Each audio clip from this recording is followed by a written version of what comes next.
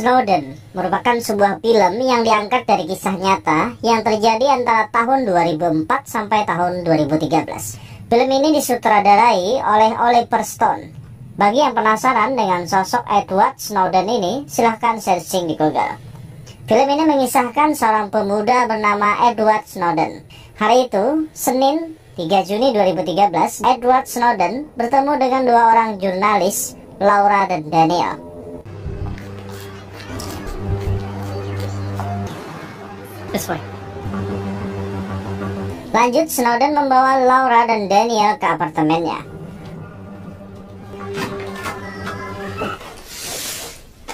Mereka melakukan pertemuan untuk mengungkap sebuah data paling rahasia di dunia. Setelah kamera dinyalakan, kisah pun dimulai. Snowden menceritakan tentang kisah hidupnya, dimulai dari tahun 2004 saat Snowden memasuki akademi militer. Dia mengikuti pelatihan seperti yang lainnya, tapi ada yang berbeda dari diri Snowden. Fisiknya tak sekuat orang lain.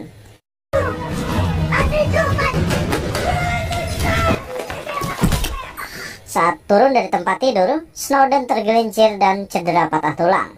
Dokter mengatakan kalau Snowden tidak bisa lagi mengikuti akademi militer karena cedera kakinya. Dokter menyarankan agar Snowden mengabdi pada negara dengan cara yang lain.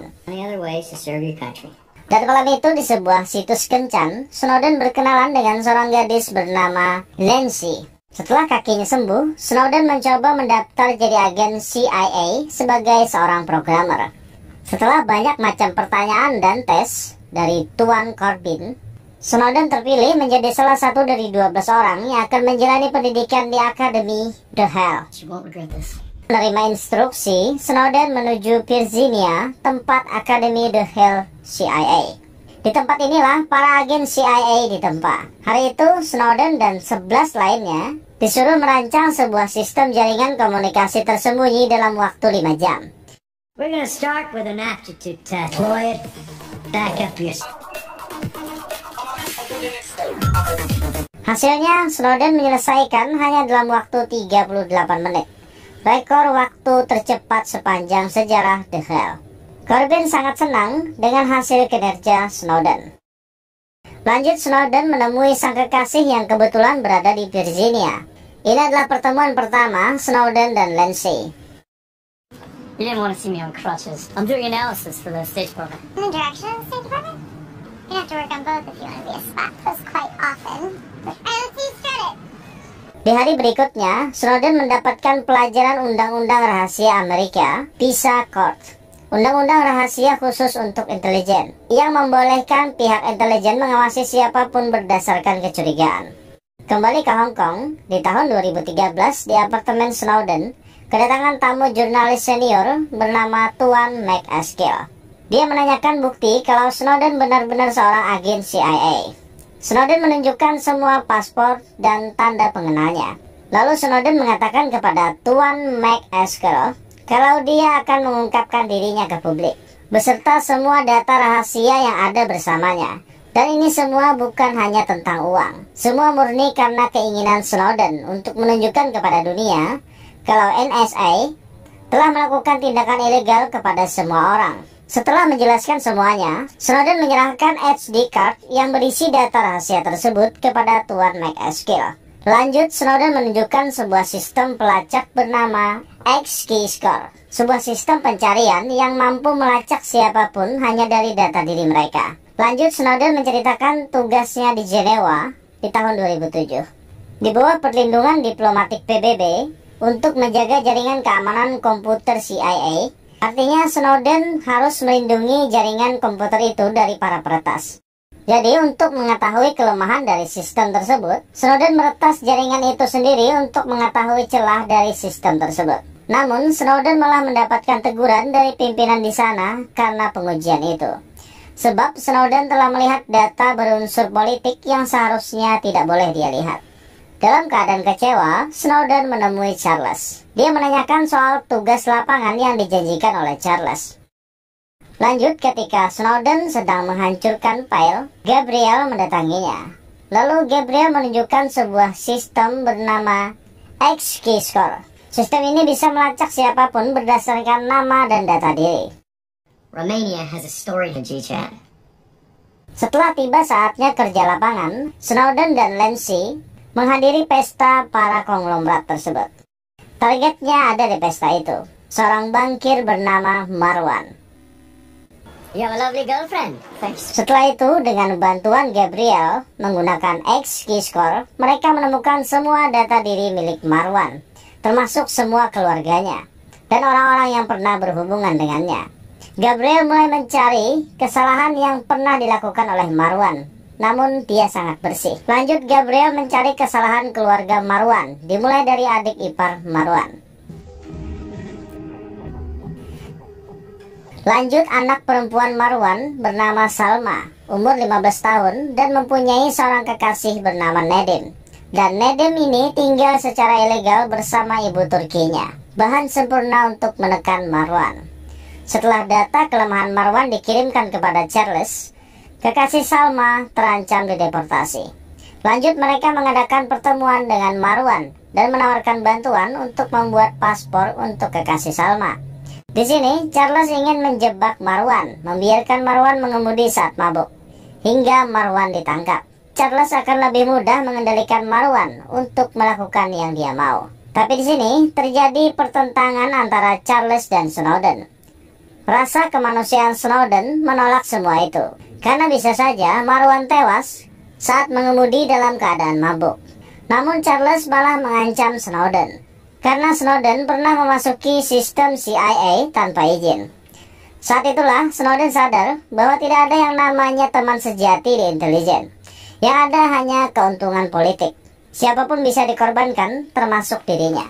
Malam itu Snowden pulang dengan kecewa. Tapi di tempat tidur, Lindsay telah menunggunya. Maaf, adegan ini disensor. Esok harinya, Snowden memutuskan berhenti dari CIA. Juga bertepatan dengan kemenangan Barack Obama dalam pemilunya. Dari hari itu, kepala pemerintahan berganti. Lanjut, setelah berhenti dari CIA, Snowden dikontrak oleh NSA dan ditugaskan di Jepang.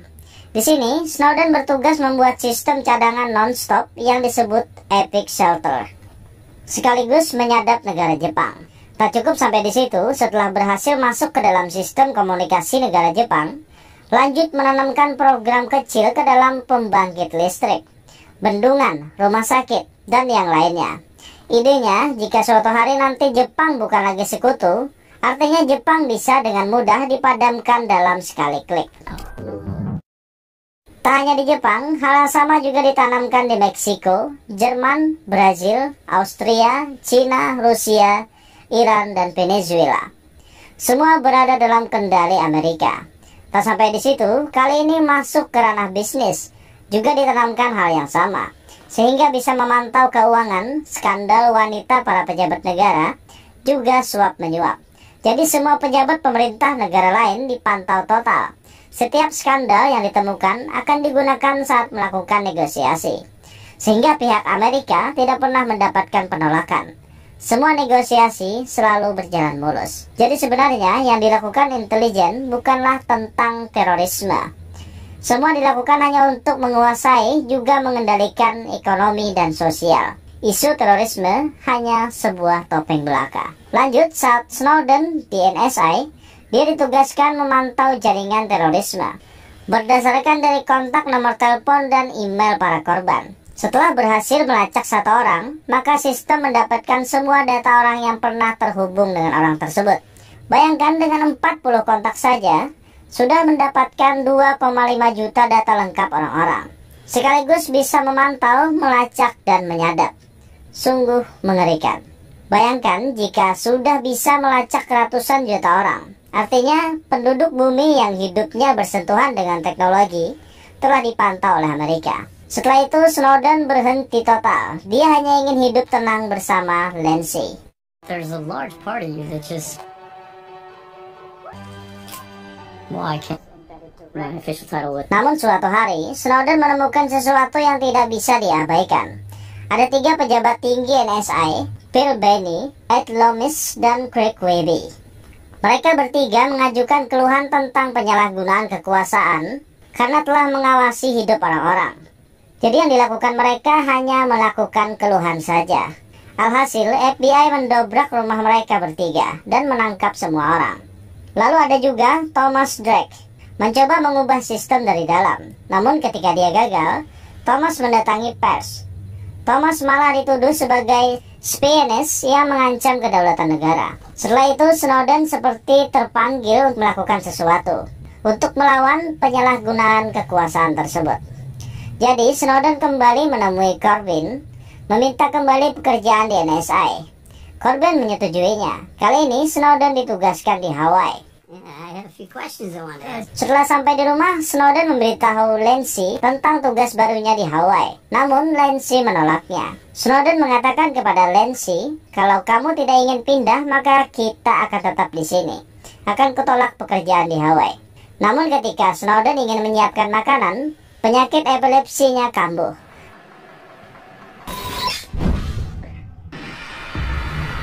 Dokter mengatakan kalau itu adalah penyakit bawaan. Hanya kurangi stres kalau ingin sembuh. Setelah mengetahui keadaan Snowden, Lindsay berubah pikiran. Dia tidak ingin membuat Snowden stres berat. Jadi dia setuju pergi ke Hawaii. Di Hawaii, Snowden kembali bertemu teman lama dari CIA, si Gabriel. Dan di Hawaii ini, Snowden bekerja di bawah pengawasan Trapper James. Di sini Snowden ditugaskan di bidang pertahanan. Jadi dia harus melawan dan melumpuhkan setiap peretas yang ingin memasuki sistem. Di Hawaii ini, Snowden kembali membangun sebuah sistem untuk menyempurnakan Epic Shelter yang pernah dia buat di Jepang, yang mampu menciptakan pusat penyimpanan database sehingga setiap data pelacakan akan tersimpan di sana dan bertahan selamanya. Dan juga bisa diakses ulang hanya dengan sekali klik. Sistem itu diberi nama Heartbeat. 1 bulan kemudian, di pesta ulang tahun Lindsay, karena terlalu stres, epilepsi Snowden kambuh lagi.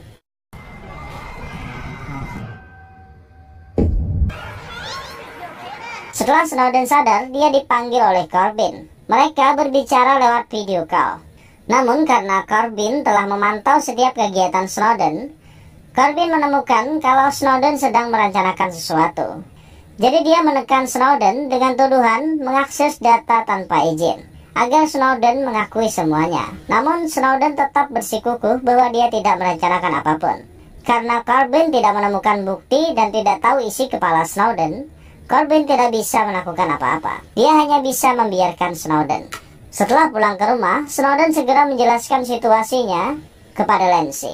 Kalau selama ini mereka berdua telah dipantau oleh Corbyn.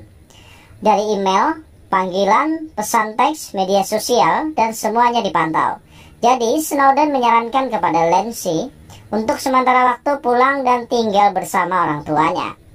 Malam harinya, Snowden menghubungi jurnalis senior dari The Guardian bernama Laura untuk bertemu di Hong Kong. Hotel Mira 2 minggu ke depan. Snowden akan datang sambil memainkan Rubik. Esok harinya, Snowden kembali masuk kerja seperti biasa. Dia memainkan Rubik's di tangannya sambil berjalan menuju kantornya. Saat semua orang sedang sibuk, Snowden menyalin semua data dan bukti tentang NSA yang mengawasi semua orang.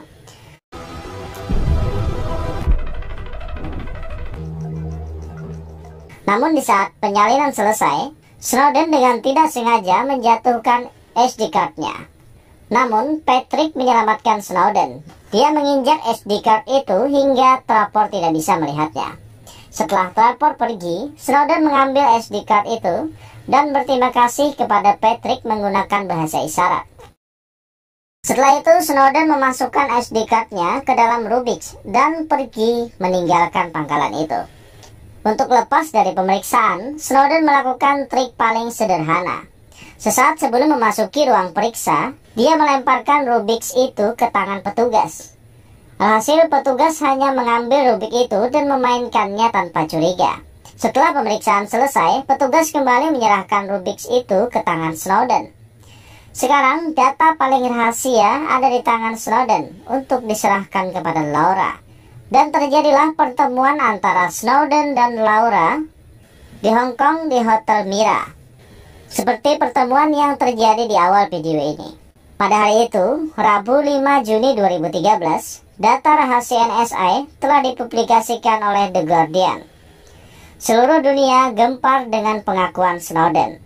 beserta semua bukti lengkap yang diberikan Snowden kepada media. Sekarang semua orang tahu kalau kehidupan mereka selalu dipantau oleh pemerintah Amerika. Dan pihak pemerintah mengatakan kalau itu semua dilakukan untuk membuat keseimbangan dan menjaga keamanan negara dari penyalahgunaan yang berbahaya. Selanjutnya, Snowden meninggalkan Hong Kong dengan bantuan Thibault. Thibault membawa Snowden ke sebuah pemukiman kumuh, di mana para pengungsi India berada. Setelah 10 hari bersembunyi di sana, Snowden terbang ke Moskow. Edward Snowden has borders trying to make his way from Russia. Setelah melalui proses yang panjang, akhirnya Rusia bersedia memberikan suaka kepada Snowden. Dia diizinkan untuk tinggal di Rusia selama 3 tahun ke depan dan dijamin bahwa Amerika tidak akan bisa menangkapnya selama dia masih berada di Rusia. Dan kekasihnya, Lindsay, juga pindah ke Moskow untuk hidup bersama Snowden. Dan ini adalah sosok Edward Snowden dan Lindsay yang sebenarnya. Wow, ending yang mengharukan. Pengorbanan untuk mengungkap sebuah skandal kelas internasional. Snowden mengajarkan kita untuk mengungkap sebuah kebenaran meski itu pahit. Lindsay mengajarkan kita untuk mencintai dan menerima apa adanya. Jadi kawan, kesuksesan itu sebuah keharusan, tapi cara untuk mencapai itu haruslah dengan kejujuran. Karena ketika kamu melakukannya dengan banyak kecurangan, ingatlah ini, masa tuamu akan selalu dihantui rasa bersalah tanpa akhir. Kecurangan itu akan terus membayangimu hingga ke liang kubur. Pesan saya, buatlah perahu dari bahan yang baik dan kokoh, agar nanti ketika berlayar, para bakteri itu tidak bisa menggerogotinya. Karena sekali saja bakteri itu menembus perahumu, bakteri lainnya akan menyusul.